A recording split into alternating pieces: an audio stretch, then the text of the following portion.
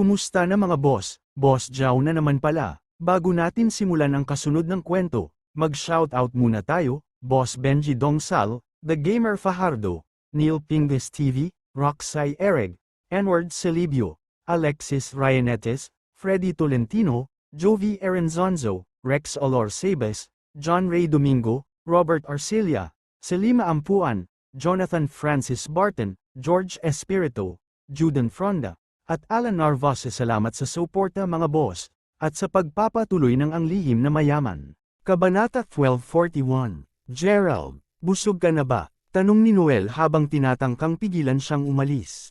Ang kasunod na pagdiriwang ng kaarawan ay labis na nagmamadali kung mayroon man, higit sa lahat dahil sa kung ano ang nangyari noong una. Kahit na, wala nang naglakas loob na magsalita pa, lalo na si Gracie na nanatiling masunurin na tahimik sa buong panahong ito. Sa katunayan nakikita ko. Nga pala, Gerald, nais ng aking ina na tanungin kita kung ano ang ginawa mo para sa ikabubuhay. Tanong ni Noel sa isang malambing na tono, kahit na maliwanag na nag-usisa rin siya rito. Pagkatapos ng lahat, nakita ng lahat kung paano tinatrato ni Chairman Water si Gerald kanina. Ako, magandang tanong. Nagtataka ako kung ano ang ginagawa ko para mabuhay ako mismo. Panipi, narinig iyon, simpleng tumawa si Noel. Gerald ay nakakakuha ng mas at mas mahiwaga sa pamamagitan ng ang pangalawang. Sa totoo lang, pwede, ikaw ang maalamat at misteryosong G. Crawford mula sa Mayberry City. Tanong ulit ni Noel, banayad ang boses niya. Sa puntong iyon, si Gracie at ang iba pa ay nagtipon sa likuran ni Noel.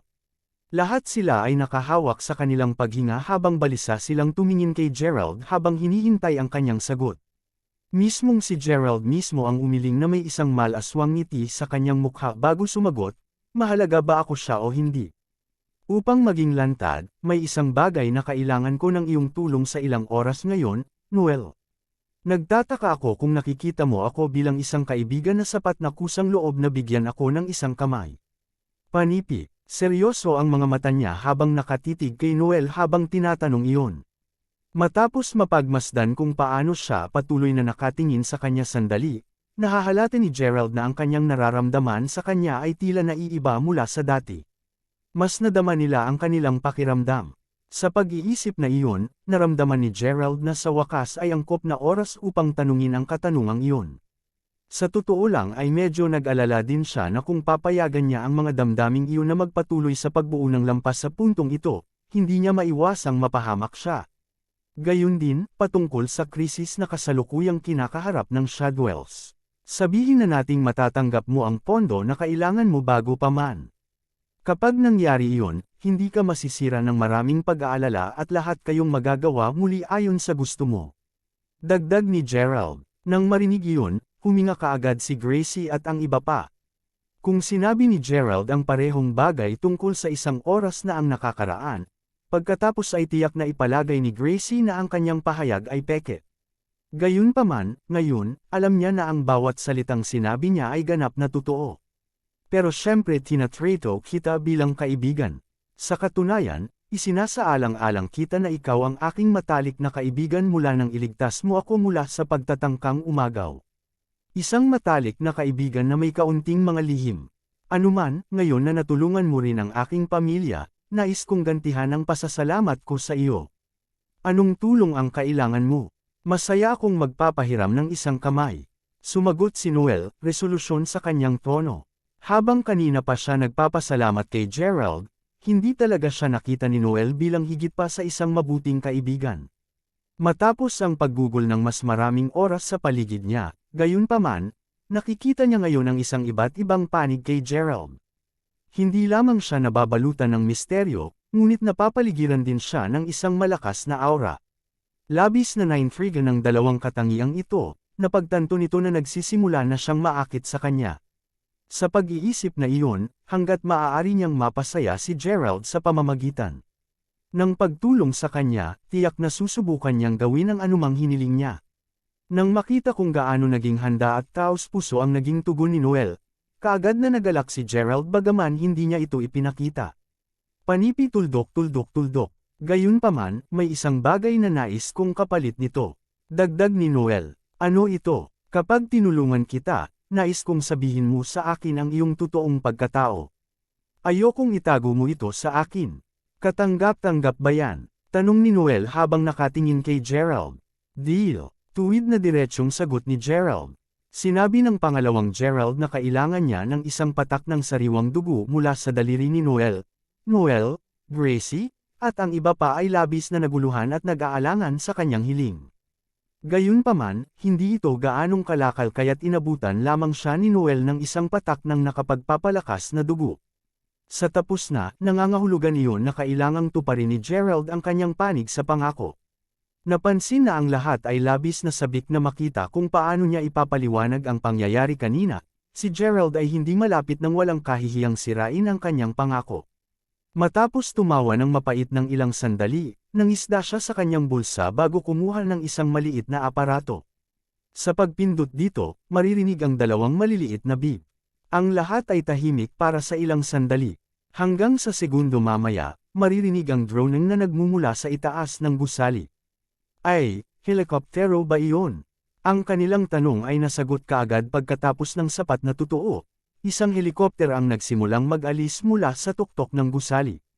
Kabanata 1242. Ang itim na helikoptero, na mukhang katulad ng isang Falcon, ay walang tao, at kasalukuyang lumilipad ito patungo sa kinalalagyan ni Gerald sa pamamagitan ng autopilot system na ito, na walang pasubali sa lahat na nakakita dito. Ang helikopterong iyon, nagkakahalaga ng hindi bababa sa $15 milyong, tama. Ito ba ay kay Gerald? Natagpuan ni Noel ang sarili na tinatakpan ang kanyang bibig sa kanyang malabo na estado. Ibinigay sa kanilang lahat ni Gerald ang kanyang sagot nang hindi na kinakailangang direktang sabihin ito. Hindi nagtagal, bumagsak ang helikopter at sumakay si Gerald sa sabungan. Tumingin kay Noel mula sa loob ng helikopter, ngumiti siya bago sinabi, narito ang iyong sagot. Kung may kailangan ka pa sa hinaharap, hanapin mo lang si Zack. Panipi. Matapos ay flash ang isa pang banayad ng ngiti, pagkatapos ay pinalipad niya ang helicopter nang hindi man lang lumingon upang tumingin ng pangalawang sulyap. Oh, my Diyos! Siya talaga si G. Crawford mula sa Mayberry. G. Crawford ni Gerald. Diyos ko, yayaman tayo. Ang mga Shadwell ay mabubuhay ng masagana. Sigaw ni Gracie habang nagsisimulang sumayaw sa Golic. Habang nagdiriwang ang lahat, tila si Noel lamang ang nalugi. Ito, parang nawala lang sa kanya ang isang bagay na napakahalaga. Mismong si Gerald ay nagtamo ng kanyang pangalawang patak ng nakapagpapalakas na dugo. Tulad ng sinabi, ang totoong mga bagay ay dumating sa mga naghihintay. Anuman, walang oras si Gerald upang sayangin at agad niyang sinubukan ang pagtuklas ng yin aura mula sa dugo na itinago niya sa loob ng isang maliit na bote. Ang mga resulta ay sabay na nakakagulat at nakalulugod. Kapag natanggap ko ang bautismo ng langit, makakaranas ako ng isang mabilis na pagtaas ng lakas. Sa madaling salita, hindi na ako magiging walang magawa bago si Keina. Pinag-uusapan kung saan, ang pledge ng banal na tubig ay malapit nang magsimula. Nagtataka ako kung paano ang ginagawa ng lolo at ng iba pang mahusay na mga Panginoon ngayon. Maaari pa ba nilang hanapin kung saan gaganapin ang banal na tubig?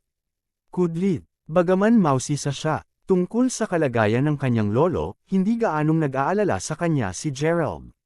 Pagkatapos ng lahat, nandoon din si Christopher, at ang matandang iyon ay sumailalim sa napakalawak na pagsasanay na ligtas na masasabi ni Gerald na siya ay isang makapangyarihang tao, kahit nakabilang sa iba pang magagaling na Panginoon.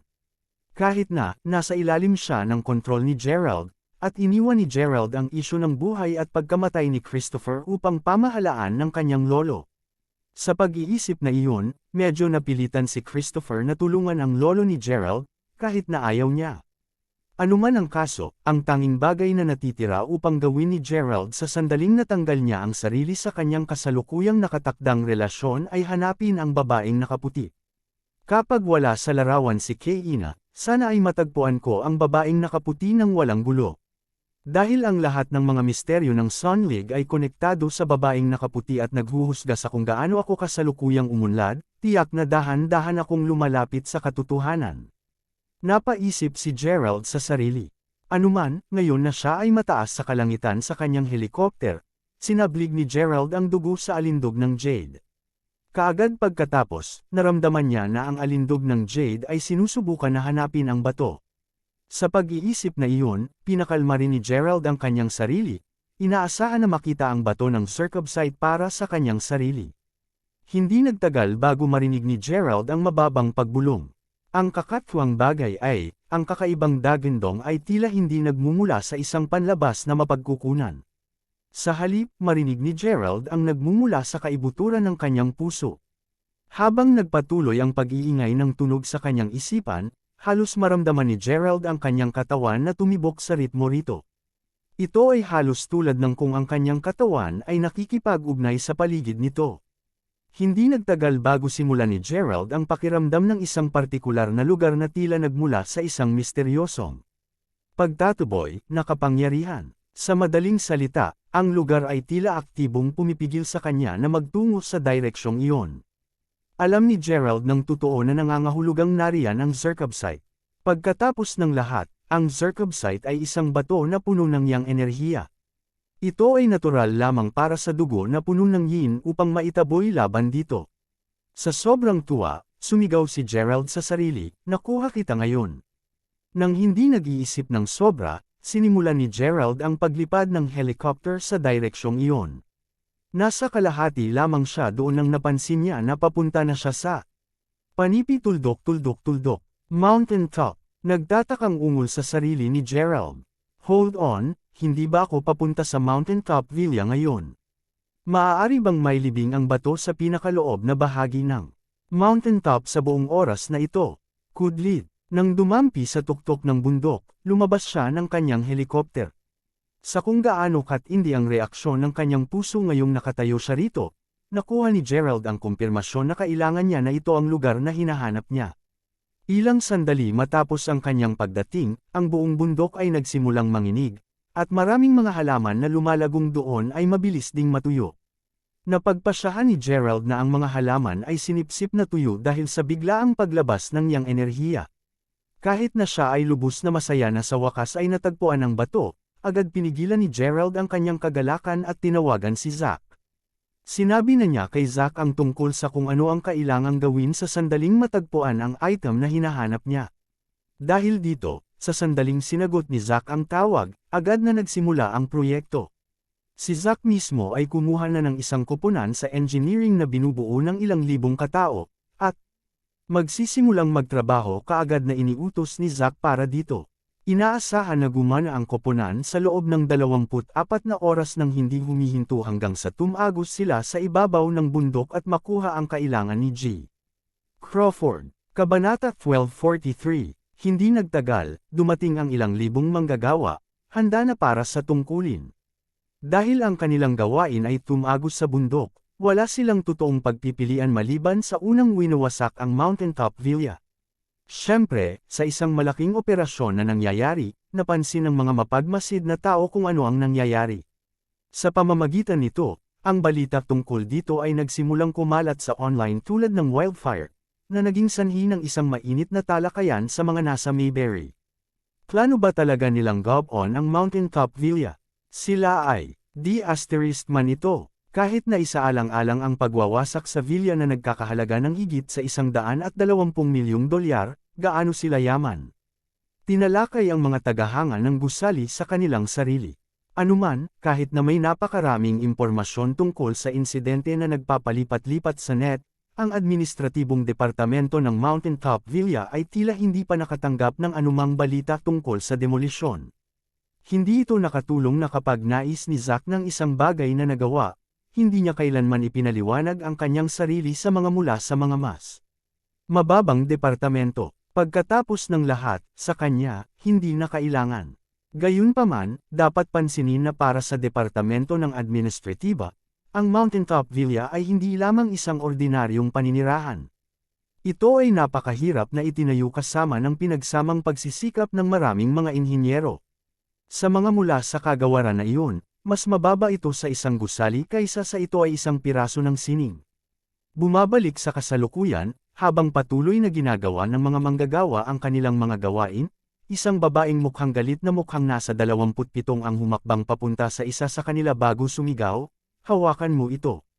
Sinong impyerno ang nagsabi sa inyong lahat na buwagin ang lugar na ito? Hindi mo ba alam ang nagmamay-ari ng lugar na ito? Gaano katapangan? Panipi, Lady, nakakuha kami ng mga order mula kay Chairman Lyle, ipinatutupad namin ito. Kung mayroon kang anumang mga problema sa mga iyon, pagkatapos ay direktang makipagkita sa kanya. Pang-iinis na sagot ng manggagawa. Galit na galit ang naging tugon nito kaya agad siyang huminga ng malalim upang mapakalma ang kanyang nerbiyos. Napaangat ang kanyang ulo upang tingnan ang maraming iba pang mga manggagawa, mula sa demolishing team, na mas mataas sa masikip na bundok, sumimangot ang babae bago umakyat doon. Sa sandaling siya ay dumating, gayunpaman, siya ay nasa oras lamang upang makarinig ng isang nakakabinging pagsabog, kasunod ang paningin ng isa sa mga pader ng mountaintop villa na gumuhos sa lupa. Mga segundo lang siya huli na upang subukang pigilan ang nangyari sa ganoong bagay. Alam na, ang nalungkot na babae ay agad na nagsimulang mag-scowling sa lahat ng mga bastos na tao na labis na mahigpit. Sa sandaling iyon, kapwa sina Zack at Gerald ay nasa hardin ng mountaintop villa. Paglingon upang tingnan si Gerald, ipinaliwanag ni Zack, batay sa aming mga pagtatansya, ang pinakamabilis na makukumpleto ang proyekto ay sa loob ng 2 araw at gabi. Napansin, patuloy na magtrabaho ng husto sa buong 2 araw pagkatapos, Tagapangulo Lyle. Siguraduhing bantayan ang paligid dito at kung mayroong mga balita, makipag-ugnay sa akin kaagad. Sagot ni Gerald, napakahusay, G. Crawford. Nang matapos ang pangungusap ni Zack, isang bodyguard ang tumakbo bago sinabi, Mr. Crawford, mayroong isang babaeng nagtatangkang magdulot ng kaguluhan doon. Sinabi niya na siya ay mula sa Mayberry Organization din, at pilit niyang sinusubukan na hadlangan ang proyekto. Kung maaari, gusto namin siyang pilitin sa lugar na ito. Ano ang sasabihin mo, G. Crawford? Panipi, anong ******? Gaano katapangan ang sinumang subukan na pigilan si G. Crawford mula sa paggawa ng nais niya? Alisin ang taong iyon sa lugar na ito kahit na sino sila. Ungol ni Zack. Before that, sinabi niyang Rita ang pangalan niya. Sinabi niya sa amin na hanggat nabanggit namin ang kanyang pangalan, malalaman mo kung sino siya, Chairman Lyle. Sagot ng gwardya, Rita. Ungol ni Zack, natigilan nang lumingon siya kay Gerald. Si Rita ang pangalawang pinsan ni Mila, at maaari siyang maituring na nakakatandang kapatid ni G. Crawford. Sa pag-iisip na iyon, agad na nawala ang galit ni Zack. Si Gerald mismo ay nabigla nang marinig ang pamilyar na pangalan na iyon mula sa asol. Pagkatapos ng lahat, dati siyang may maraming mga nakatagpo kay Rita, at alam niya para sa isang katotohanan na ang relasyon nila ni Mila ay napakabuti. Ano ang ginagawa ng pangalawang pinsan ni Mila dito? Kahit na namiss ni Gerald ang parehong Mila at kanyang sariling pamilya sa buong 2 taon, tiyak na hindi niya nakalimutan na mag-alala tungkol sa kalagayan ng pamilya ni Mila. Hanggat may isang paraan upang mabayaran ang pamilya ni Mila, tiyak na gagawin niya ito nang walang kahit na pagdadalawang isip. Hanggang sa puntong ito, tinitiyak ni Gerald na ang mga Smith ay mabubuhay ng walang pag-aalala sa loob ng ilang henerasyon na matalino sa pera. Ito ang pinakamaliit na kaya niyang gawin. Anuman, kahit na bumalik siya ng 2 beses sa Mayberry sa loob ng 2 taong ito, hindi pa niya personal na binisita ang alinman sa mga miyembro ng pamilya ni Mila sa buong panahong iyon. Pagkatapos ng lahat, mula nang nawala si Mila, nadama niya ang labis na pagkakasala sa mga Smith. Pinili ni Mila na makasama siya, ngunit sa huli, nawala siya. Ano pa ang ibig sabihin nun bukod sa katotohanang hindi niya ito alagaan ng mabuti? Ni hindi niya alam kung paano harapin ang alinman sa mga Smith, kaya ngayong nandito na si Rita, napuno si Gerald ng napakalaking takot. Kabanata 1244. Sa sandaling iyon, ang mga pinto sa villa ay binuksan, at sa hakbang ng ilang mga tanod, nahinayla kasama si Rita. Si Rita mismo ay medyo nahihirapan upang makalaya habang sumisigaw, Unhand me. Unhand me this instant. Panipi, itigil mo ito kaagad. Sigaw ni Gerald nang agad na siyang maglakad palapit sa kanila. Panipi tuldok tuldok tuldok. Gerald. Ungol ni Rita sa medyo nagulat na tono sa pangalawang nakita siya nito. Mula sa pagkakataong nawala ang kanyang pinsan, hindi pa siya nakakakilala o nakarinig man ng anumang balita tungkol kay Gerald. Mabilis na nawala sa kanyang pagkabigla, Pagkatapos ay naisip ni Rita sa kanyang sarili, Gerald Crawford. Ang mayamang tagapagmana ng pamilyang Crawford na may malapit na walang hanggang kayamanan. Dahil napakalakas, mayroon akong mga pag-aalinlangan na maiisip mo pa rin ng masidi ang tungkol sa aking pinsan matapos ang lahat ng oras na ito. Impyerno, hindi mo man kami nakipag-ugnay mula sa araw na nawala siya. Marahil ay wala ka ring pakialam sa kung patay na o buhay pa ang pinsan ko. Kudlit, noon, pinapanto lamang ni Gerald si Zack upang pakalmiin ang mga Smith. Ipinaabot ang sinabi sa kanya ni Gerald, sinabi sa kanila ni Zack na maaari silang humingi ng tulong sa kanya kung may nahaharap man silang mga issue. Ang Crawfords ay tiyak na subukan ang kanilang makakaya upang matulungan ang mga Smith anuman ang kanilang mga kahilingan. Kahit na, ang mga mula sa pamilyang Smith ay alam na sinabi lamang ni Gerald na wala sa kabutihang loob mula noong sinusubukan ni G. Crawford na ipahayag ang kanyang panghihinayang. Kung sa bagay, sa pagkawala ngayon ni Mila, bakit magkakaroon pa rin ng anumang uri ng relasyon sa pagitan ni Gerald at ng mga Smith? Alam na alam ng mga Smith na talagang wala silang dahilan upang magpatuloy na makasama sa isang mayamang pamilya. Pag-unawa doon, simpleng tinanggihan nila ang anumang suportang pampinansyal na ibinigay sa kanila ni Zack. Sa totoo lang, kung hindi para sa katotohanang nalaman ni Rita na winawasak nila ang Mountaintop Villa, hindi siya lumapit sa sobrang galit na makilala si Zack. Kung tutuusin, ang lugar na ito ay dapat na bahay kasal nina Gerald at Mila. Kahit na alam ni Gerald ang tungkol dito. Tagumpay, napakalaki ng pasasalamat, naisip ni Rita sa sarili, isang matinding puot sa loob niya. Kahit na, pagkatapos ng 2 taon na hindi siya nakikilala, si Gerald ay lumitaw na mas may edad kumpara sa kung paano siya nakaraan. Ano pa, siya ay mukhang mas matatag at matipuno din, isang aura ng prestihiyosong kahusayan na nakapalibot sa kanya. Anuman, tumango si Gerald kay Rita bago sabihin, Rita, ang aking pinsan, sana maayos ka, kumusta ka kamakailan, panipi, manalo ka, tulad ng paglakas loob ko naguluhin ka sa aking mga alalahanin, G. Crawford, at mula kailan ako naging pinsan mo? Ang mga Smith ay tiyak na walang kakayahang mag-angkin ng isang relasyon sa isang kamag-anak tulad ng iyong sarili. Ninisya ni Rita, ikaw B*H, gaano ka manggahas na kausapin si G. Crawford ng ganyan. Sigaw ng mga gwardya nang marinig nila ang pangungutya ni Rita. Hindi na kailangang sumigaw sa aking ngalan. Tumayo ka, ungol ni Gerald habang kaagad na pinapakinggan ng mga gwardya ang kanyang mga salita at umalis ng magalang. Ang utos ni Gerald ay naging napangibabawa na ang lahat na nakarinig nito ay nakaramdam ng panginginig ay tumakbo pababa ng kanilang mga tinek at simpleng nadama ang pagganyak na igalang siya.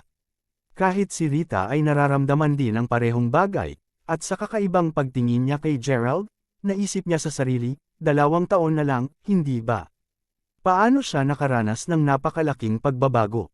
Kudlit, tama ang pakiramdam niya na kakaiba ito. Kung sa bagay, dati siyang duwag pa ngayon. Makinig ka, Rita, alam ko na nagkakaroon kami ng hindi pagkakaunawaan at inaamin kong si Mila na nawawala ay may kasalanan sa akin na hindi siya alagaan ng mabuti.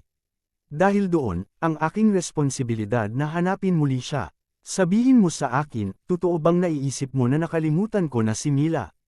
Tanong ni Gerald habang nakatingin sa mga mata nito. Hindi ka ba? Tanong ni Rita sa casual na tono. Narinig iyon, maingat na nakuha ni Gerald ang isang maliit na sachet mula sa kanyang bulsa at nang makita ito ni Rita, agad siyang natigilan. Ito ang handmade present na binigay ni Mila kay Gerald noon. Dahil natutunan lamang niya kung paano tumahi mula sa kanyang ina noong panahong iyon, ang sachet mismo ay hindi gaanong mahusay na ginawa. Gayunpaman, naalala ni Rita na si Mila ay pinaghirapan sa pagtahi nito sa buong gabi. Kahit na ang nakadulas na pares ng Mandarin Duck ay nakikita pa rin sa sachet. Naalala ni Rita na natawa siya hanggang sa mamatay siya nang marinig niya na magbibigay si Mila ng isang mahirap na palusot sa gawaing kamay sa lalaking pinakamamahal niya. Natiyak niya na pipiliin ni Gerald na baliwalain ang kanyang mahirap na gawa sa kamay at tinanggap lamang ang sachet na may paghamak. Gayunpaman, upang isipin na mayroon pa rin siya nito hanggang ngayon.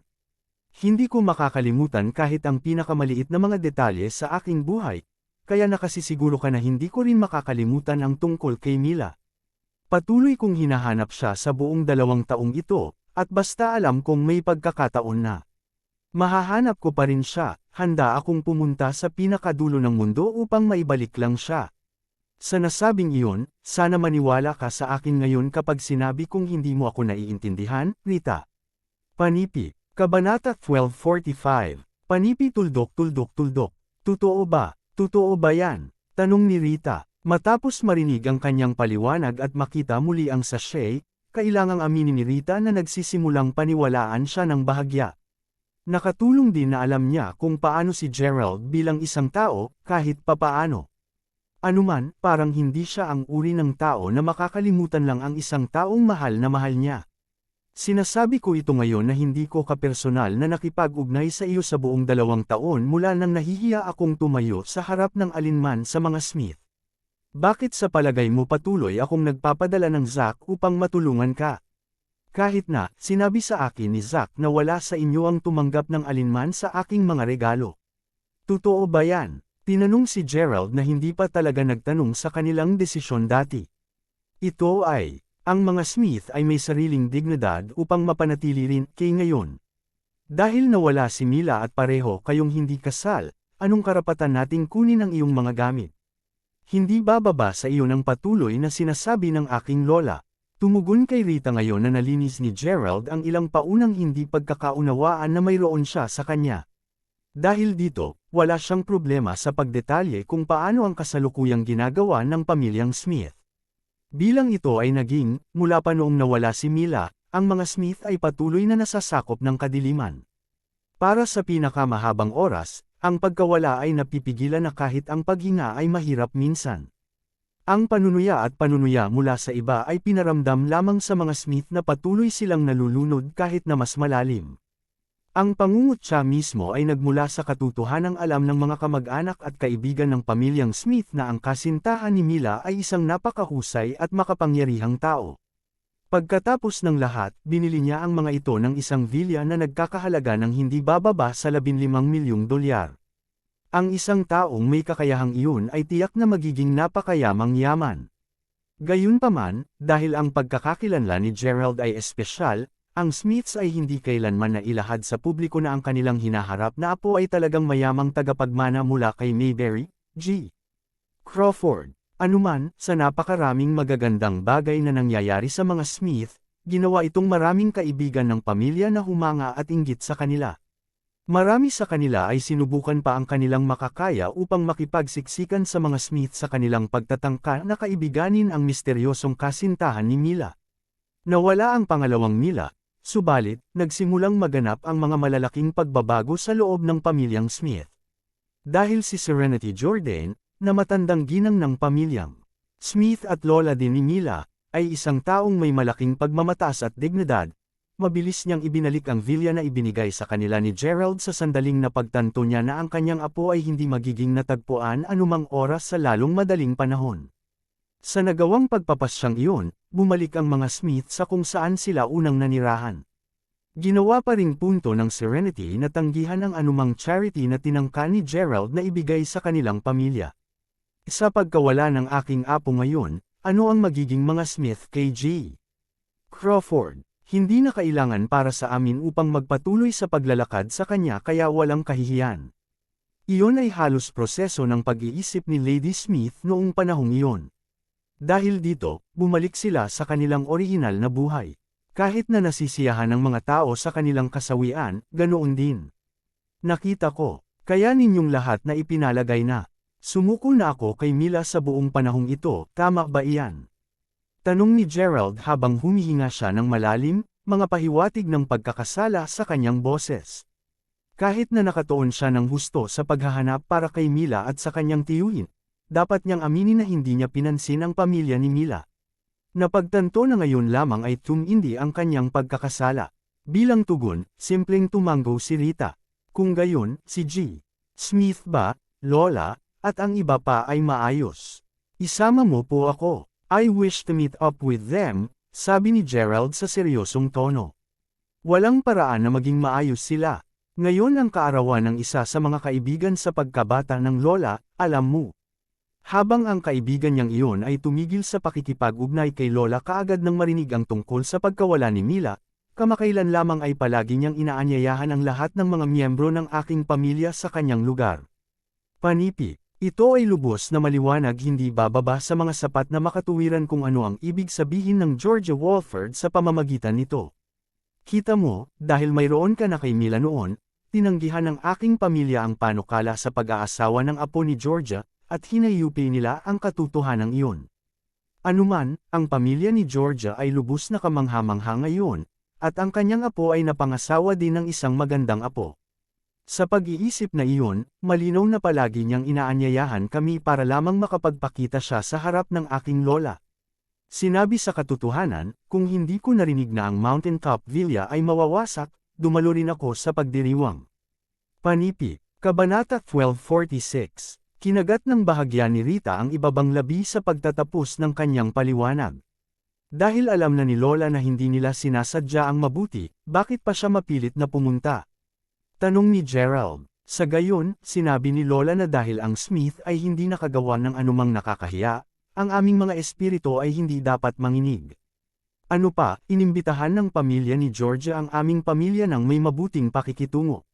Sa nasabing iyon, talagang walang dahilan para hindi kami maging prangka at dumalo lang, sagot ni Rita. Habang nasa paksang tayo, ang lola ay walang alinlangan na naging mas at matigas ang ulo sa buong nakaraang 2 taon. Kaarawan niya kahapon, alam mo ba? Gayunpaman, labis na namimiss niya si Mila na sinabi niyang ayaw niyang ipagdiwang muli ito hanggang sa araw na bumalik si Mila. Panipi, nakita ko. Anuman, dahil dadalo ka rin sa birthday party mamaya, payagan akong sumama sa iyo. Sagot ni Gerald. Ang Georgia ay kabilang sa pamilyang Sear, at sa isang paraan, ito ay halos kapareho ng mga Smith. Pagkatapos ng lahat, pareho silang ordinaryong kumpanya na hindi masyadong malaki o maliit sa Mayberry noong nakaraan. Hindi tulad ng mga Smith, gayunpaman, ang Sears ay mabilis na umuunlad sa nakaraang 2 taon. Samantala, kaka-rating lang ni Lady Smith sa villa ng Georgia kasama ang iba pa mula sa pamilyang Smith. Ang villa mismo ay isang napakahusay na istruktura na kamakailang itinayo sa Cloud City. Sa presyo ng construction nito na higit sa $12 milyong, ang gusali ay itinuring na medyo prestigiyoso, na nangunguna lamang sa ilang iba pang mga villa na kasama ang Mountaintop Villa. Anuman, sa pagpasok sa bahay ng Georgia, nalaman ng mga Smith na marami sa mga panauhin doon ay hindi pamilyar na mga mukha. Kahit na, tulad ng sinabi sa kanila ni Serenity ng paulit-ulit, sa kabila ng pagkawala ni Mila, ang Smiths ay hindi maaaring manatiling duwag at simpleng nagtatago sa bahay. Kailangan pa rin nilang maging matapang na lumabas at makilala ang iba. Gayunpaman, segundo sa kanilang pagpasok, lahat ng mga Smith ay sinalubong ng paningin ng isang 60 taong gulang na babae na sinusuportahan ng isang batang lalaki at isang babae sa magkabilang panig niya na ang mukha ay nagniningning habang naglalakad patungo sa Serenity at ang kanyang pamilya. Kung hindi alam ng mga panauhin na ngayon ay kaarawan ng matandang babae, hindi ito magiging isang kahabaan upang ipalagay na siya ang muling pagkakatawang tao ng Queen Elizabeth ang pangalawa. Siyempre, siya ay walang iba kundi ang kasalukuyang pinuno ng pamilyang Sear, si Lady Georgia Walford. Habang ang Georgia at Serenity ay medyo mabubuting kaibigan mula noong sila ay bata pa, ang kanilang relasyon ay palaging mahirap ilarawan, lalo na habang ang dalawang besties ay nagpatuloy na lumalaki sa bawat isa.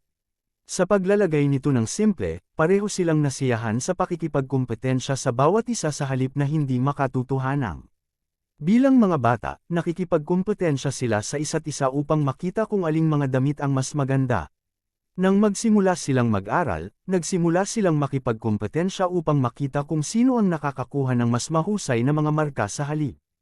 Kahit na pagkatapos ng pagpasok sa lipunan, nagpatuloy silang nakikipagkumpetensya sa pamamagitan ng pagtingin kung kaninong trabaho ang mas mahusay at kung sino ang nagpakasal sa mas mabuting asawa. Ngayong matanda na sila, nakikipagkumpetensya pa rin sila sa pamamagitan ng pagtingin kung kaninong pamilya ang mas malakas. Bukod sa nasiyahan din sila sa paghahambing sa kanilang mga anak sa bawat isa, nakikipagkumpetensya upang makita kung sino ang may higit na may kakayahan at natitirang mga supling. Kahit na matapos itong gawin sa loob ng maraming taon, pareho silang nagpatuloy na maging mapagkumpetensya. Iyon lamang ang mga ganoong uri ng tao. Anuman, ang pangalawang nakita ng matandang babae si Serenity at ang kanyang pamilya na papasok, nararamdaman na ng Georgia ang kalangitan na partikular na asul sa araw na iyon. Late ka na, Serenity. Dinala ko lang ang ilang mga dating kaibigan ko upang tingnan ang mga regalo sa kaarawan na ibinigay sa akin. Bakit hindi ka magtungo doon upang tingnan ang iyong sarili? Pansamantala, lilipat ako upang maghatid ng lahat ng ibang mga panauhing nandoon. Marami lang sa kanila, alam mo. Anuman, dahil ang ilan sa aking mga manugang na lalaki at apong babae ay hindi pa naipakita sa akin ang kanilang mga regalo, hindi ka pa huli sa pagdiriwang. Sa katunayan, sasabihin ko na nasa tamang oras ka lamang na makita silang ipakita ang kanilang mga regalo sa akin. Sinabi ni Georgia sa isang mapagpakumbabang tono at isang masayang ngiti sa kanyang mukha. Hindi mapigilan ni Gavin na makahiya nang marinig ang pahayag ni Georgia. Mayroong kahit na maraming mga bisita na naruroon. Ang katahimikan mismo ay nagsimulang magpakita ng isang masigit na hindi kastiya siyang ekspresyon kaysa sa dati. Gayunpaman, mabilis siyang napilit ngumiti bago sumagot, mukhang tunay na namumuhay ka ngayon, Georgia. Isang matinding kaibahan sa kung gaano kakahirap at ng iyong pamilya noong ikaw ay mas bata pa. Naaalala ko pa rin na palaging ang iyong pamilya ang kailangang magpadala ng mga regalo sa iba noon. Mabuti para sa iyo ngayon na ang iba ay nagpapadala ng mga regalo sa iyo. Panipi, si Lady Smith ay hindi magpapakita ng anumang kahinaan bago ang Georgia anumang oras sa lalong madaling panahon. Mabilis na naramdaman ni Georgia ang kanyang ekspresyon nang marinig iyon. Kahit na, ang parehong mga matandang kababaihan ay labis na makinis, at alinman sa kanila ay hindi magbubunyag ng kanilang totoong emosyon ng walang away. Sa katunayan, ngayong mas matanda na ako, nasisiyahan ako sa lahat ng aking kayamanan at kaligayahan kasama ang aking pamilya. Pinag-uusapan kung alin, ang apo ng aking manugang na lalaki ay nagdala sa akin ng isang bagong kotse. Pabalik, alam mo, lampas 6 na ako, nagtataka ako kung ano ang naiisip niya noong binili niya ang bagong kotse na iyon, sabi ni Georgia habang hinihimas ang buntong hininga habang tinitiyak na bigyang pansin ang reaksyon ni Serenity. Noon, gustong-gusto ng apo niya si Mila. Dahil sa isang napakalakas at mayamang tagapagmana na naging kasintahan niya, gayunpaman, ang pagkakataong makasama nila si Mila ay nasira. Ito ang naging sanhi ng pagdurusa ng kanyang apo sa isang mahabang puso sa loob ng mahabang panahon. Naturally, naging malungkot si Georgia nang makita ang kanyang apo sa ganoong estado din. Kabanata 1247. Anuman, maayos ang lahat ngayon. Pagkatapos ng lahat, ang kanyang apo na babae ay nawala at ang mayaman na tagapagmana ng kasintahan niya ay talagang nakalimutan ang tungkol sa mga Smith sa ngayon. Gayunpaman, tandaan kung paano ang aking apong lalaki ay patuloy na nagsikap na makuha ang pagmamahal ni Mila sa isang oras, Serenity. Nagtataka ako kung nagsisisi ka na pinapayagan mo si Mila na tanggihan siya ngayon. Kahit na sigurado akong wala kang masyadong masabi doon. Pagkatapos ng lahat, isang bagay na may kinalaman lamang sa mga bata. Kahit na, bilang pinuno ng pamilya, dapat ay naging mas mahigpit ka sa pagpapasya para sa kanya, sa palagay mo. Kung ikaw lang sana, hindi sana kumilos si Mila sa kabila ng sakit at nagpatuloy sa pag-aaral sa Hong Kong. Kung hindi nangyari iyon, maaari na niyang ikasal ang apo ko ngayon at magbukas ng isang kumpanya ng magkasama. Ngayon hindi ba naging maganda iyon? Idineklara ang Georgia bilang ilan sa mga panauhing nakarinig na nagsimulang umiling. Sa katunayan, isang ganap na awa, panipi, habang ang mga komento tungkol sa sitwasyon ay nagpatuloy na sinabi ng malakas, ang mga mula sa pamilya Smith ay natagpuan ng kanilang pamumula ng malalim. Ito ay lalo na para sa parehong Gavin at Helen, ang mga magulang ng nawawalang batang babae. Sa maraming beses na binanggit ni Georgia ang pangalan ni Mila at nagpatuloy na sandutin ang kanilang mga namamagang lugar, hindi mapigilan ng mga magulang na mapaluha at mapula ang mata. Hindi lang din dalawa ang nalungkot. Si Mila ay pinakapuri ng apo ni Serenity, at pinanood ng matandang babae si Mila na lumalaki mula noong sanggol pa ang dalaga. Sa pagsasabi ni Georgia ng lahat ng ito sa kanyang mukha ngayon, lahat ng mga uri ng emosyon ay nagsisimulang magluto sa loob ng Serenity, at wala sa kanila ang mabubuting damdamin. Upang isipin na ang mga taong iyon ay patuloy na sinubukan na mangarap sa kanila noong si Mila ay kasama pa ng mayamang si Gerald. Ngayon na alam nila na hindi na sila sinusuportahan ni Gerald, gayunpaman, tila binabalik nila ang lahat ng kanilang mga nakaraang papuri. Sa katunayan, tila walang nakalulugod sa kanila ngayon kaysa tangkilikin ng kasawian ng mga Smith. Naiintindihan niyon, ang matandang ginang ay nanatiling tahimik at simpleng naupo sa isang mesa, ang kanyang pamilya ay gumagawa din ng gayon kaagad pagkatapos. Para sa susunod na oras, ang mga Smith ay nanatiling nakaupo doon, na pinagmamasdan ang mga ekspresyon ng iba pang mga panauhin. Noon, marami sa kanila ang nakaupo pa rin na natagpuan nila ang kanilang mga sarili na mayroong mga pin at karayom.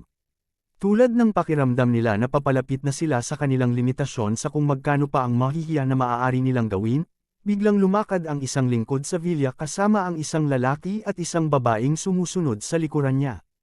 Ang duo ay, syempre, Gerald at Rita. Dahil ang kalusugan ni Serenity ay hindi naging ganito kahusay, si Rita ay nanatiling malapit sa kanya sa lahat ng oras upang alagaan siya.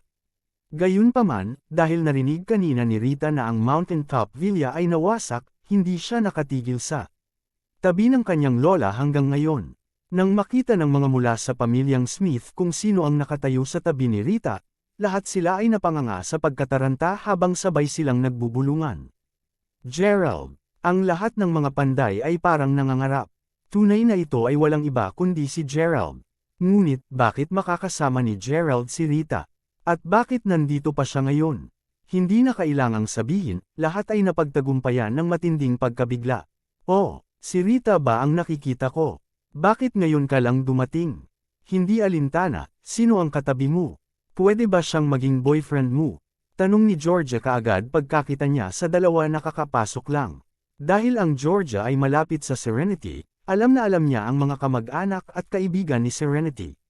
Sinabi nito, alam din niyang si Rita ay pamangkin ni Serenity, at paborito din siya ng matandang babaeng iyon bukod kay Mila. Sa pag-iisip na iyon, natural na naramdaman niya ang pangangailangan na magtanong tungkol sa bagong mukha. Makalipas ang ilang sandali matapos ang tanong ni Georgia, si Justin Sear, ang kanyang apo, at ang asawa nitong asawa ay nagsimulang maglakad. Nang makita iyon, ang kanyang apong babae, si Queen Sear, at ang kanyang asawa ay lumakad din sa grupo.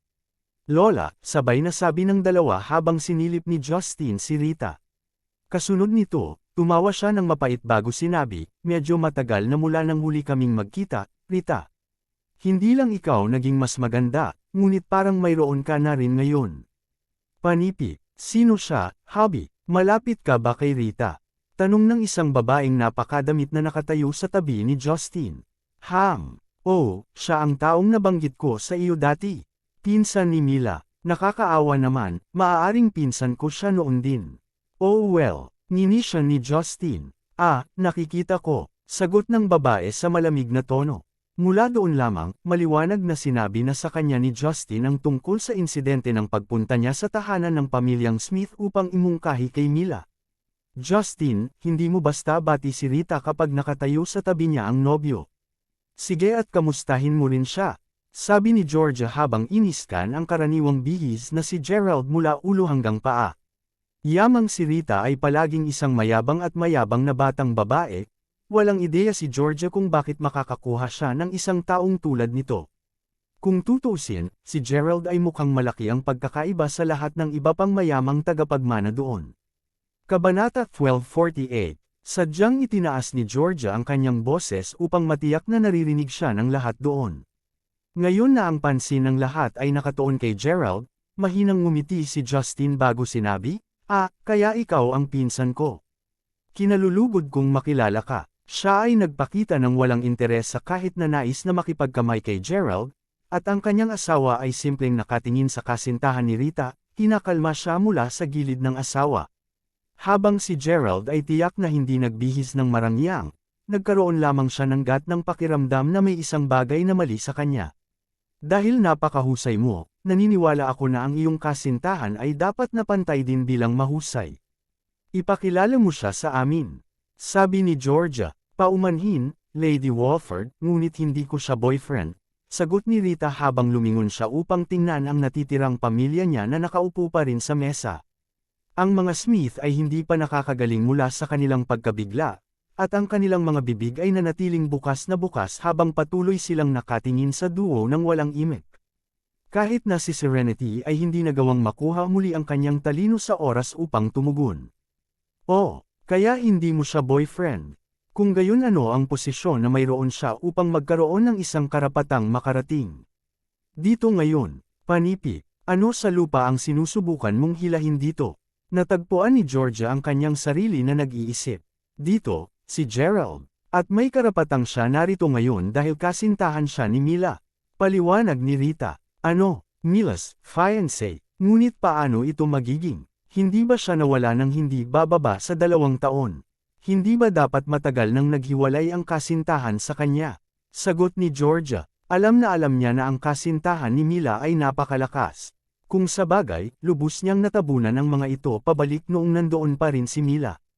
Ngayon na sinabi ni Rita ng ganoong bagay, lahat ng mga panauhin sa villa ay nanahimik kaagad habang nakatitig kay Gerald. Fiancé ni Mila, siya, para ba siya sa totoo? Panipi, ano ang nangyayari sa mundo? Habang ang iba ay bumulong sa kanilang sarili habang tinatalakay ang kasalukuyang sitwasyon, sinabi ni Gerald, kahit na wala si Mila sa ngayon, nais kong ipalagay na bahagi na ako ng pamilyang Smith dahil kapwa kami nakapasok isang relasyon para sa isang mahabang panahon. Ano pa, nagpasya na kaming magpakasal sa bawat isa.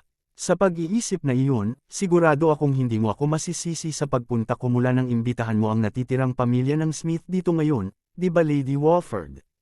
Panipi, habang totoo na ginagamit ni Gerald ang pakikipag-ugnayan nila kay Mila bilang kanyang palusot na narito, hindi siya nagsisinungaling tungkol sa kanilang dalawa sa pasalita na sumasang-ayon na magpakasal. Kahit na balak ni Gerald na makipag-ugnayan kay Mila matapos ang kanyang pag-aaral sa Hong Kong, mabuti. Lahat ng iyon ay nangyari. Anuman, matapos marinig ang sasabihin ni Gerald, agad na natigilan si Georgia at ang iba pa sa mga panauhin. Holy Cree *T. Parehas ba talaga siyang boyfriend mula noon? Ang sobrang yaman na tao. Panipi. Sa itsura nito, siya talaga. Oh Diyos, nandito siya. Panipi, habang naramdaman ni Georgia na tumakbo ang kanyang gulugod matapos marinig ang lahat ng mga sorpresa mula sa mga panauhin, binubuo niya ang sarili bago sinabing. Ngunit syempre hindi ako tatutol. Sa katunayan, isang karangalan sa aming pamilya na makapunta ka. Panipi. Kasunod nito, binawi niya ang kanyang mga kamay mula sa 2 kaibig-ibig na bata na sumusuporta sa kanya sa buong oras na ito. Hindi na kailangan na maging bongga siya bago si Gerald. Kasabay nito, tumungo sina Gerald at Rita sa mesa kung saan kasalukuyang nakaupo si Serenity at ang iba pa. Lola, G. Smith, at Ginang Smith. Bumalik na ako, sabi ni Gerald habang nakatingin sa kanila na nakangiti. Mr. Crawford. Utol na sabi ni Serenity na pakiramdam niya ay nagising na lamang mula sa isang mahabang panaginip. Kung sabagay, ipinalagay na ng mga Smith na matagal nang kinalimutan sila ni Gerald sa nakaraang 2 taon. Ipinapangako ko na anuman ang mangyari kay Mila, aalagaan ko ang lahat sa hinaharap, sabi ni Gerald bago ang lahat ng mga miyembro ng pamilya Smith. Narinig iyon, ilan sa mga Smith kasama ang nakatatandang kapatid na babae ni Mila, si Irene, ay nagsimulang umiyak sa kaba. Tunay na naghirap sila ng labis na kawalang katarungan sa nagdaang 2 taon. Kabanata 1249. Biglang narinig ang lahat ng ito tunay na kinalabot ang bawat solong ng mga Smith, kabilang ang Serenity. Sa wakas ay napagtanto nila na hindi nila naintindihan si Gerald sa buong panahong ito, at na hindi siya hinusgahan ng mali ni Mila. Anuman, ang kapaligiran ng setting ay agad na nagbago ng gusto ng narito na si Gerald. Kahit na hindi marami sa mga panauhin ang nagbayad ng pansin sa mga Smith ng mas maaga, mas marami sa kanila ngayon ang papunta sa kanilang mesa upang mag-toast at makipag-chat sa kanila sa pag-asang mapalalim ang kanilang relasyon sa pamilyang iyon. Siyempre, mayroon ding mga kaagad na nagsimulang magpangiti din sa mga Smith. Kahit na ang ilan sa mga pangulo ay nakapaligid na sa Serenity habang sinasabi, speaking of which, birthday mo kahapon, hindi ba, madam? Bakit hindi mo kami pinadalhan ng mga card ng paanyaya upang dumalo? Napakalungkot na hindi namin nagawang ipagdiwang sa iyo. Anuman ang kaso, tiyak na makakabawi tayo sa paglaon. Panipi, sa lahat ng ito ay nangyayari, ang taong pinaka naghihirap ay tiyak na Georgia. Kung sabagay, inimbitahan niya noong una si Serenity at ang kanyang pamilya upang ipakita ang kanyang apo, Manugang, at Manugang. Upang isipin na ang makapangyarihang kasintahan ni Mila ay gumawa ng isang biglaang muling paglitaw mula sa asul. Tiyak na kailangan niyang maging magalang sa kanya. Gayunpaman, hindi iyon ang pinakamalaking pagkabigla para sa kanya. Tinanong ni Galpang, Georgia, Madam, ano ang sinabi mong pangalan niya? G. Crawford. Aling G. Crawford ang tinutukoy mo, eksaktong. Panipi. Ang pangalawa ng mga bisita ay narinig ang tanong ni Georgia, lahat sila ay agad na tumahimik sa gulat. Pagkatapos ng lahat ng naroon ay alam na alam kung sino si G. Crawford, lalo na't nasa Mayberry sila. Ang pagdinig na nag-iisa lamang sa kanyang pangalan ay sapat na upang maging sanhi ng lahat na maging saglit na natigilan. Aling iba pang G. Crawford ang alcoin mo, syempre siya si G. Crawford na mula sa Mayberry. Nabunggo ko siya habang nasa Mountaintop Villa ako, you know. Sagot ni Rita habang sinilip ang reaksyon ng mga panauhin. G. Crawford mula sa Mayberry, Mountaintop Villa. Sino ang maaaring manatiling kalmado pagkatapos marinig ang lahat ng ito? Sa sandaling iyon, maramihang pag-stretch ng mga upuan, na itinulak sa sahig. Ang maririnig habang ang lahat ay tumayo kaagad, nakakagulat na mga ekspresyon sa kanilang mga mukha. Halos hindi na makahinga si Georgia. Totoo nga ba, maaari bang ang napakalakas at mayamang kasintahan ni Mila ay talagang si G. Crawford mula sa Mayberry? Panipi, kung iisipin ngayon, hindi dapat peke. Pagkatapos ng lahat, sina Mila at G. Crawford ay parehong nagtapos sa Mayberry University. Alam din natin na ang kanyang kasintahan ay sobrang mayaman. Sa pag-iisip na iyon, mayroon akong dahilan upang maniwala na siya talaga si G. Crawford. Panipi, Diyos ko, dapat ay naisip natin kanina na ang nobyo ni Mila ay si Mr. Crawford. Panipi. Habang lahat sila ay naguguluhan habang tinatalakay ang biglaang paghahayag na ito, sabay silang napuno ng panghihinayang. Bakit hindi lamang nila ipinagpatuloy ang pagpapanatili ng isang mabuting relasyon sa mga Smith? Kung mayroon sila, tiyak na kapwa sila magiging masagana at matagumpay sa ngayon. Nagtataka ng bahagya, ang paghihingalong Georgia ay kailangang suportahan muli ng dalawang bata upang maiwasan ang pagkahulog. Kailangan niyang magtungo upang salubungin si Gerald kaagad sa sandaling ito. Diyos ko, tunay na siya ang totoong G. Crawford. Ipinakilala pa niya ang kanyang sarili bilang manugang ng pamilya Smith. Walang ganap na paraan na makakaya nating makipagkumpetensya sa pamilya ni Serenity ngayon. Kudlit, kahit na sa una ay nakita ni Georgia ang malambot na puting ulap sa asul na kalangitan, lahat ng mga ulap ay madilim na ngayon at ang kulog ay madalas na kumikislap. Ang puso niya ay tuluyan ng nauno. Tulad ni Justin na mismo ang magtungo kay Gerald upang lumuhod bilang tanda ng kanyang paggalang, si Yana Shoot, ang kanyang asawa, ay biglang sinabi sa isang nagdadalawang isip na tono. May kung ano, bakit siya pamilyar sa pamilyar? Ang mas pagtingin ko sa kanya, mas nararamdaman kong nakilala ko siya sa kung saan pa. Ano ang nangyayari, Yana? Ano ang ibig mong sabihin na pamilyar siya? Ano man, magtungo. Doon nang mabilis at tulungan kaming humingi ng paumanhin kay G. Crawford sa pagpapabe sa kanya ng mas maaga. Malinaw na siya ang totoong deal. Sabi ni Georgia, humawak ka, Lola, hindi na kailangang maging sobrang kinakabahan. Ako, sa palagay ko hindi talaga siya si Mr. Crawford. Sabi ni Yana habang nakahawak sa balikat ng Lola. Ano, bakit ka magkakaroon ng isang matapang na pag-angkin? Panipi, tawagin itong isang pakiramdam ng gat. Ngunit medyo nakatiyak ako na siya ay naging kaklase ko noong ako ay mas bata pa. Ang mas pagtingin ko sa kanya, mas katulad niya ang dating kaklase ko. Kabanata 1250. Ang tinig ni Yana ay parang mas determinado ngayon. Isang kaklase. Tumugon sa parehong Justin at Georgia, parehong pantay na gulat sa kanyang pag-angkin. Para silang nakakarinig ng ilang kwento mula sa The Arabian Nights, at mayroon silang mga kadahilanan upang mag-alinlangan. Pagkatapos ng lahat, ang ganitong pagkakataon ay medyo hindi naririnig. Ano pa, kahit na may malakas na pinagmulan ng pamilya si Yana, walang simpleng paraan na makakaya niya o magkaroon ng katayuan upang maging kamag-aral ni Gerald. Anong uri ng kamag-aral ang maaari mong tinukoy? Tandaan na hindi namin kayang gumawa ng mga biro tungkol sa mga ganitong bagay, Yana. Ipapaalam ko sa iyo na mayroon akong ilang naunang kaalaman tungkol sa kasintahan ni Mila, at makukumpirma ko na siya ay tunay na napakalakas. Ito ang dahilan kung bakit marami sa atin ang handang maniwala na si G. Crawford ay talagang kasintahan niya pagkatapos niyang ihayag ang kanyang pagkakakilanlan. Kung sa wakas ay nagkakasala tayo sa kanya ngayon, maaaring hindi na tayo makaligtas pa sa Mayberry. Sinabi ni Georgia habang sinisimulan niya ang pagsmack ng kanyang mga hita sa kanyang pagkabalisa. Tama yan, Georgia, mas mabuti mong pag-isipan muna itong mabuti. Sigurado ka bang kaklase mo siya? Mangyaring huwag magtapos sa pagkakamali sa kanya para sa iba. Dagdag ni Justin, medyo sigurado ako na siya ang aking kaklase sa elementarya. Pagkatapos ng lahat, malinaw kong naalala na sa panahon ng aking pangunahing paaralan, ang aking ama ay nakatuon sa pagpapalawak ng kanyang mga puwersang nasa ilalim ng lupa at pinili niyang magsimula sa pag-unlad sa Seren County. Dahil doon, natural kong sundin siya at ganoon ang natapos kong pag-aaral sa isang pangunahing paaralan doon. Anuman, mayroong isang tao na tinawag na Gerald sa aking klase, at matapos marinig muli ang pangalang iyon sa mahabang panahon, hindi ko mapigil ang masimulang magduda sa kanya. Kung sa bagay, mas tiningnan ko siya, parang mas pamilyar siya.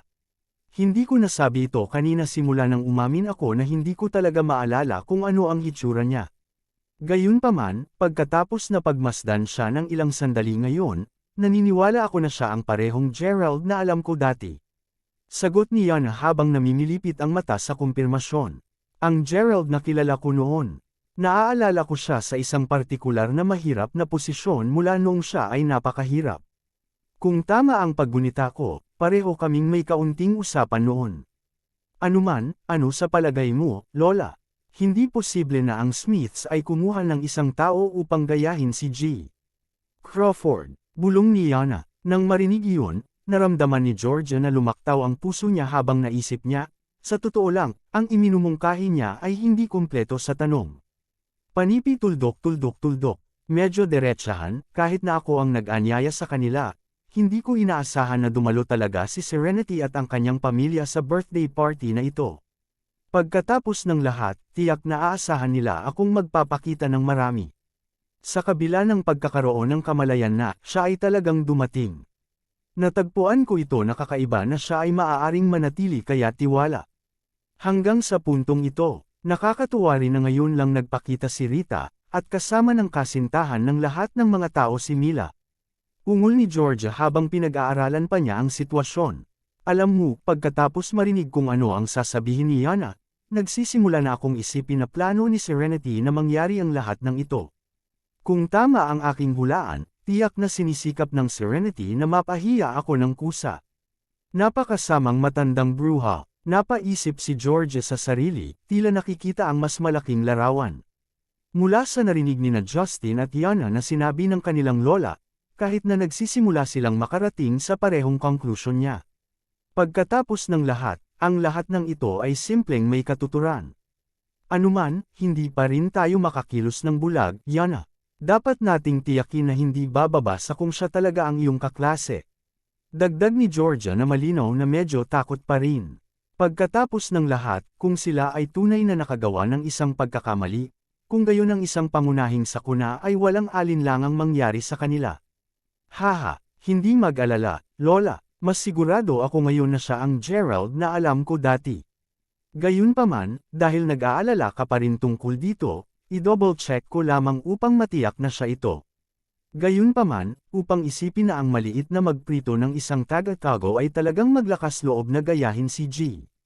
Crawford, sinabi ni Yana na may pagkasuklam sa kanyang tono. Habang si Yana ay nasa 100% na sigurado na siya ay kanyang dating kaklase sa elementarya, ginagawa lamang niya ang mga karagdagang hakbang upang patunayan sa matandang ginang na hindi siya banta sa kanila. Sa pamamagitan nito, agad siyang lumabo patungo kay Gerald nang wala kahit katiting na pag-aalangan. Dahil sa mesa na kasalukuyang nakaupo ang pamilyang Smith ay napalibutan na ngayon ng mga taong nagtatangkang mag-toast at kausapin ang mga Smith, sa pag-asang mapalalim ang kanilang mga relasyon, casual na sumigaw si Yana, "Tumabi ka, mangyaring." Narinig iyon, ang mga bisita ay tumanggo lamang na may mga ngiti sa kanilang mga mukha habang sumasagot sila, Miss Shoot. Ang background ng pamilya ni Yana ay hindi kasing simple ng iisipin ng isa. Pagkatapos ng lahat, ang kanyang tiyuhin ay isang tanyag na pinuno ng mga puwersa sa ilalim ng lupa sa Mayberry. Sa pag-iisip na iyon, ang sinumang nakakaalam ng kanyang pinagmulan ay hindi kailanman maglakas loob na saktan siya, kabilang ang mga negosyanteng ito. Si Gerald mismo ay hindi nagbigay ng pansin sa alinman sa kanilang mga phone sa buong oras na ito. Sa halip, nakatuon siya sa pakikipag-chat sa mga magulang at lolo't lola ni Mila, na halos inilalarawan ang kanyang mga pagsisikap sa paghahanap sa nakaraang 2 taon. Ito ay ang kanyang paraan ng pagsasabi na hindi siya kailanman sumuko sa paghahanap kay Mila, kahit isang segundo. Gayunpaman, habang siya ay nagsasalita, bigla niyang naramdaman ang likod ng kanyang ulo na tinamaan ng isang tao. Alam na walang mga taong tulad ng mandirigma sa paligid, matagal nang pinabayaan ni Gerald ang kanyang bantay. Ang katotohanang hindi niya namalayan ang anumang papalapit na layunin ng pagpatay at pagpatay sa kanya ay lalo siyang natigilan upang mapagtanto na may isang taong talagang naglakas loob na umatake sa kanya. Paglingon upang makita kung sino ang tumama sa kanya, napagtanto niya na wala itong iba kundi ang bagong kasal na asawa ni Justin. Sa ilang kadahilanan, nakabros ang mga braso niya habang nakatingin siya kay Gerald. Hanggang dito na lang muna ang ating kwento, maraming salamat sa pakikinig, huwag kalimutan mag-like, share, subscribe at i-comment ang inyong reaksyon sa ating kwento.